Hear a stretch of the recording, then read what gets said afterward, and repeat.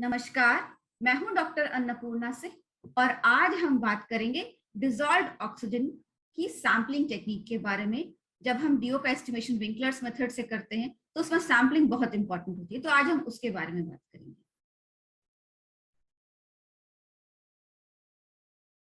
Sampling techniques and avoidance of common errors. डीओ की sampling techniques के बारे में मैं खास तौर पर जिक्र करूंगी क्योंकि हम साइंस पढ़ रहे हैं, तो सिर्फ थ्योरी जान लेना काफी नहीं है। जब हम प्रैक्टिकल की बात करें तो थोड़ा बहुत उस बारे में भी बता देना मैं अपना कर्तव्य समझती हूँ। तो सैम्पलिंग टेक्निक्स में क्या होता है, ये देखिए, ये एक बीओडी बॉटल है और ये वाटर बॉडी है और ये सरफेस है। तो जब हम डीओ का सैंपल लेते हैं तो ऐसा नहीं है कि हम किसी ग्लास की तरफ पानी डुबा के और निकाल लेते हैं, वो काम कभी नहीं करते। हम क्या करते हैं कि जो बीओडी बॉटल है उसको साफ सुथरा धो के डिस्टिल वाटर से हम लैब से उसको ले जाते हैं ऑन साइट। और ऑन साइट अगर हमें तालाब की पानी का सैंपलिंग करना है, किसी भी चीज का, किसी भी पानी का, नदी के पानी का, तो हम उस बॉटल को तालाब में डुबा देते हैं 100% पूरा पूरा पानी के अंदर। ये पानी की सतह है तो बॉटल पूरा अंदर जाएगा, और जब बॉटल पूरा अंदर है तो बॉटल का ढक्कन हम पानी में ही खोलेंगे और फिर बॉटल को थोड़ा सा ऐसे करेंगे ताकि पानी उसके अंदर घुसे, और बॉटल अभी भी पानी की सतह के नीचे ही है। जब पूरा पानी उस बॉटल में घुस जाएगा तो जो ढक्कन हमने निकाला था उसको पानी के अंदर ही बंद करके उसको कस देंगे और फिर हम बॉटल को बाहर निकालेंगे। द होल आइडिया इज कि जब हम डीओ की सैंपलिंग करेंगे तो उसका उसका जो बॉटल और बॉटल के पानी का कोई भी कांटेक्ट एटमॉस्फेयर से नहीं होना चाहिए, क्योंकि एटमॉस्फेयर से अगर कांटेक्ट होगा तो उसमें एटमॉस्फेरिक ऑक्सीजन घुल जाएगा। तो हमें वाटर बॉडी का डीओ चाहिए, ना कि हमें एटमॉस्फेरिक डीओ चाहिए। So it's important to discuss a sampling technique for dissolved oxygen because we're studying science here. So this is a water body, any water body, and this is the surface of the water body. When we sample DO using a BOD bottle, we take to the site a pre-washed and dried BOD bottle. We take the BOD bottle and dip it entirely in the water body. And when the BOD bottle is 100% dipped in the water body, then we remove the lid. After removing the lid, we tilt the BOD bottle a little so that all the water gets inside. Once the BOD bottle is 100% filled with water, we fix the lid to the bottle. And all of this process happens within the water. You don't have to take the water bottle out until you have fixed the lid back. Why do we do it? Because we want the representative DO, we want the DO of the water body and not of the atmosphere, because if your water sample comes in contact with the atmosphere, certainly some amount of oxygen from the atmosphere might get dissolved in your sample, and we would not want that. We want to avoid that errors, and that's why DO sampling is very important. And DO is sampled when your BOD bottle is 100% submerged in the water body, and you remove the lid, you take the sample of water in your BOD bottle completely filled, and then you put back the lid within the water body, and then you take out the sample. Once you take out the sample, you can immediately fix it. Like, there shouldn't be a delay in fixing the sample. Fix it within minutes, and then it's good for 8 hours. Within 8 hours, you have to analyze it in your lab. So this was about the sampling of dissolved oxygen. Also, when you are sampling or when you want to know the dissolved oxygen from any water body, we shouldn't be sampling from just one spot, because DO at the banks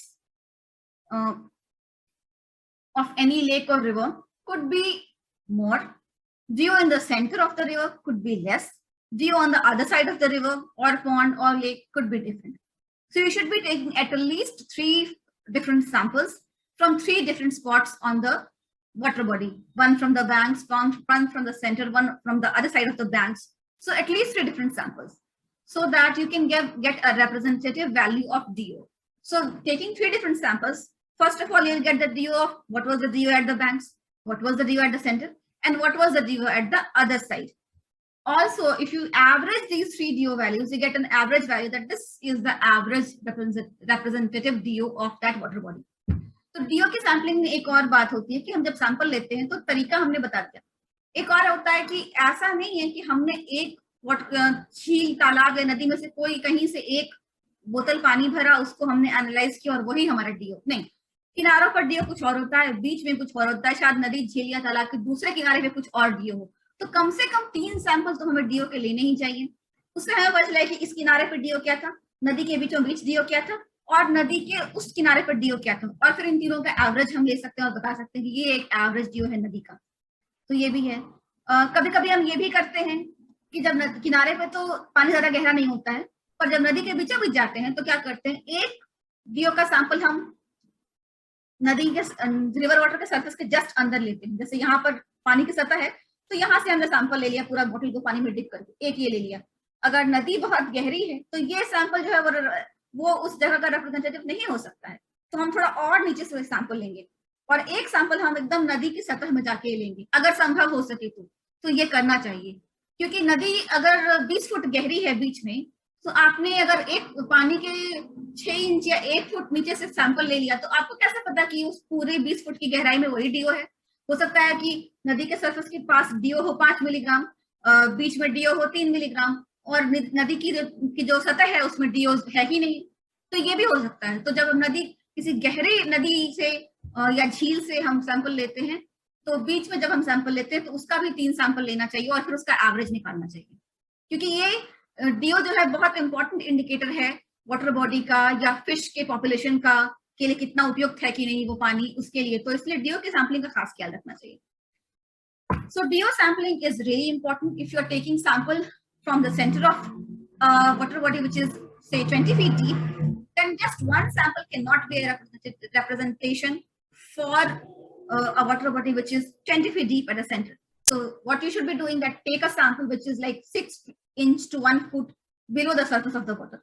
Take another sample which is 10 foot below the surface of the water, and take a third sample which is just above the base of the water body. So this will give you a representation of what the DO in the center of the water body looks like. Although it's very difficult to do it, but this is ideally what should be done.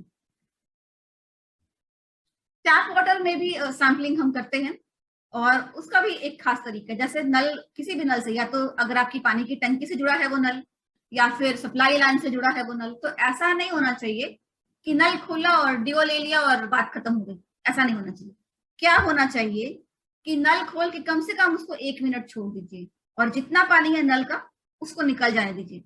वो पानी waste ना हो, इसलिए आप किसी बाल्टी में उस नल के पानी को इकट्ठा कर लीजिए और किसी और काम में ले आइए।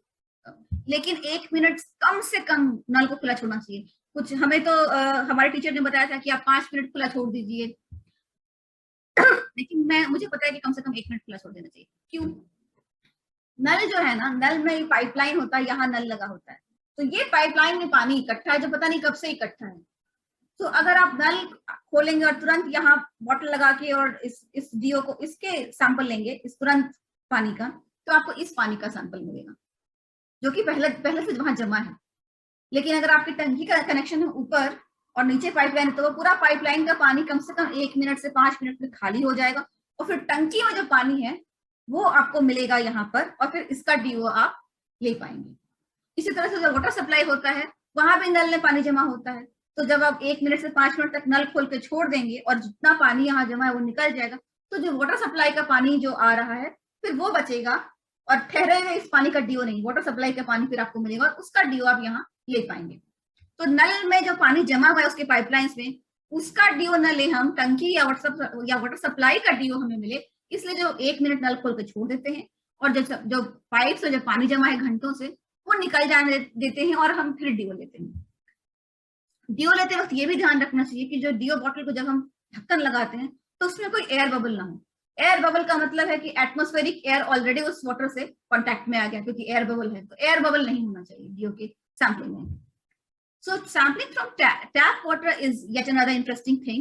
When you sample tap water, just leave your tap open for at least 1 minute so that all the water that is stuck in the pipeline of the tap for maybe hours and just sitting there in the pipeline gets out, and then you get fresh water from your tap and you take that DO. Also, when you take DO, you must always see that there should not be an air bubble in the DOD bottle, because air bubble means atmospheric air is there and it is in contact with your water sample, and then you get an error in your reading. So that shouldn't be there. So there should not be an air bubble in the BOD bottle when you are sampling for DO. And if you have that air bubble, you have to throw that sample and take fresh sample again without that air bubble. There should never be an air bubble in your BOD bottle while you are sampling for dissolved oxygen. Please let me know if there were any shortcomings. I apologize for that. Thank you. Jai Hind and Jai Bharat.